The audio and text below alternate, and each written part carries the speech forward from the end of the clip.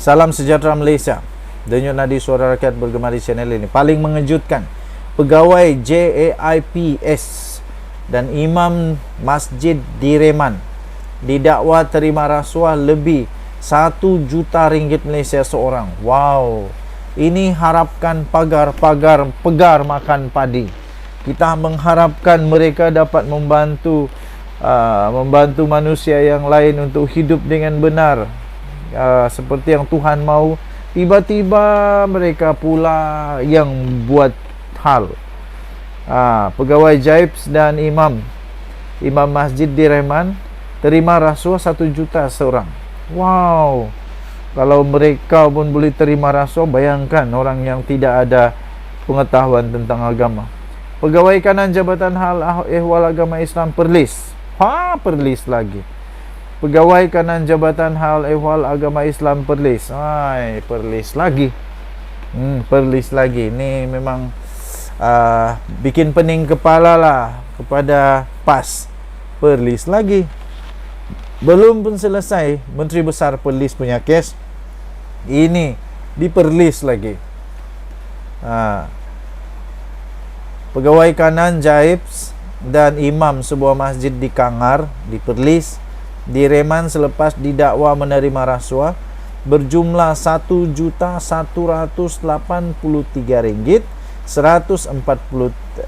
macam mana mau sebut ni, Rp1.183.140 berhubung pengurusan pendaftaran pernikahan di negeri itu sejak 2 tahun lalu. Siapa yang memerintah sekarang? Menurut laporan, 3 individu termasuk anak kepada imam masjid akan direman selama 5 hari sehingga 9 Jun ini bagi membantu siasatan berhubung penerimaan suapan sejak April 2022 sehingga Jun 2023. Ketiga-tiganya yang berusia 25 hingga 52 tahun ditahan oleh Suruhanjaya Pencegahan Rasuah Malaysia SPRM Negeri Perlis di beberapa lokasi berasingan di Kangar semalam, lapor harian Metro. Memang selepas ini lebih parah lah, lebih teruk lah. Menteri Besar Perlis didesak untuk letak jawatan. Mungkin ada betulnya, perlulah dia letak jawatan kerana ini betul-betul tidak disangka berlaku.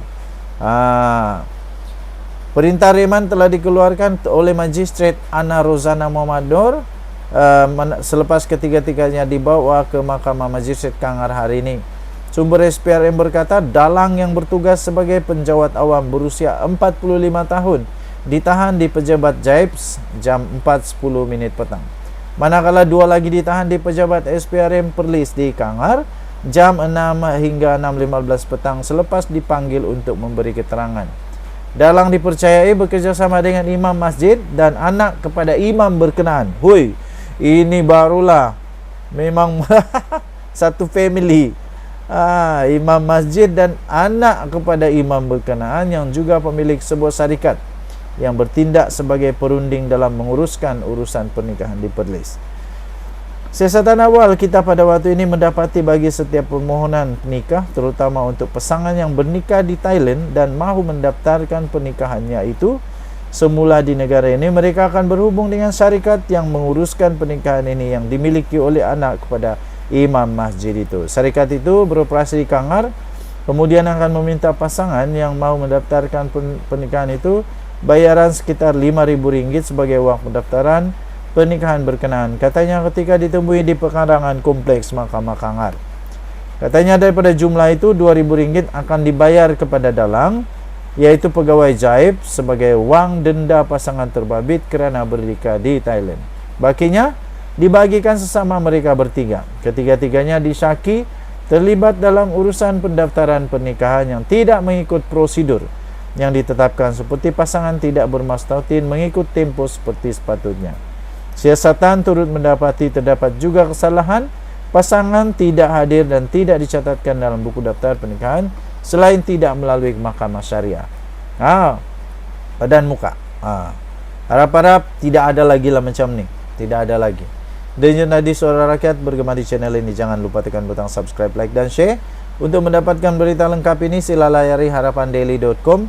5 Jun 2024, pegawai Jaibs Imam Masjid di Reman didakwa terima rasuah lebih 1 juta ringgit seorang. Kita jumpa lagi, bye-bye. Wow. Selamat malam tuan-tuan dan puan-puan, selamat pagi, selamat tengah hari, selamat petang, selamat. Apapun tak waktu anda menonton video ini, selamat bagi anda semua. Okey, saya ingin mengecam, saya ingin mengutuk, saya ingin tidak setuju lah. Tidak setuju. Mengutuk itu maksudnya bukan kutuk, tidak, tapi maksudnya tidak setuju dengan apa yang sudah dilakukan sekarang ini oleh manusia-manusia yang memang cuba merosak negara Malaysia sekarang. Mereka patut dibuang daripada Malaysia, halau daripada Malaysia. Mereka tidak sesuai tinggal di Malaysia. Apa yang saya ingin katakan ini adalah tentang di mana ada berita bahawa Kementerian Pelancongan Seni dan Budaya dikatakan ada orang telah menghantar bom di sana. Tapi nampaknya bom itu hanyalah bom itu adalah bom palsu, bom palsu. Tapi ini tidak boleh. Apapun tindakan itu tetap tidak boleh, sama ada betul kah, bom betul kah, bom tak betul kah, palsu kah, tapi tindakan ini tetap tidak boleh diterima. Anda setujukah manusia ini sepatutnya tidak lagi sesuai tinggal di Malaysia? Ini merosak negara Malaysia ini. Akhirnya setelah disiasat oleh polis di Raja Malaysia, terjawab akhirnya apa dalam bungkusan bom di MOTAC. Ini hasil siasatan polis. Setelah hasil siasatan dilaksanakan oleh unit pemusnah bom Padang tadi, akhirnya menjawab berkenaan bungkusan yang dipercaya mengandungi bom itu yang dihantar ke bangunan Kementerian Pelancongan Seni dan Budaya MOTAC hari ini. Polis telah mengesahkan bungkusan yang dihantar pada jam 11.19 pagi itu ke bangunan tersebut adalah palsu. Ketua Polis Daerah Putrajaya, Asisten Komisioner A. Asmadi Abdul Aziz berkata, bungkusan itu dihantar menggunakan perkhidmatan penghantaran.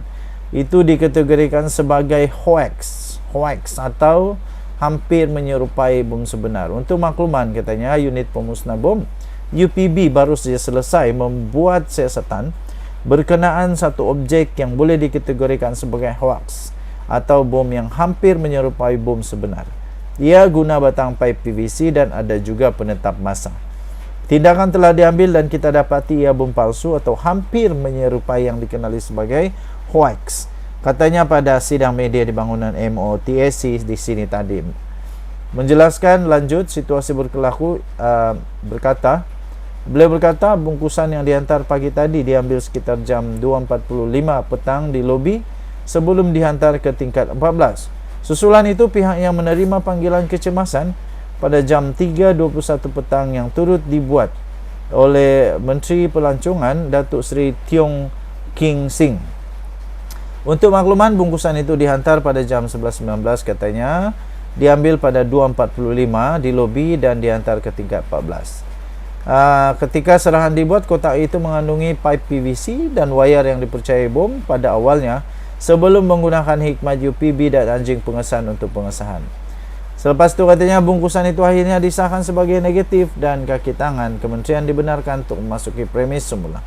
Jelasnya lagi, kes itu akan disiasat mengikut Akta Bahan Letupan 1957 serta beberapa akta lain yang berkaitan. Saya harap PDRM dapat mencari siapa yang bertanggungjawab ini dan cepat-cepatlah jalankan tanggungjawab undang-undang untuk jatuhkan hukuman yang sesuai. Sebab ini merosak negara Malaysia. Ini boleh menyebabkan ketentraman awam terjejas. Denyut Nadi Suara Rakyat bergema di channel ini. Sila tinggalkan komen anda. Anda boleh layari harapandaily.com bertarikh 5 Jun 2024. Jawab dengan tajuk terjawab akhirnya apa dalam bungkusan bom di MOTAC. Ini hasil siasatan polis. Kita jumpa lagi. Bye-bye.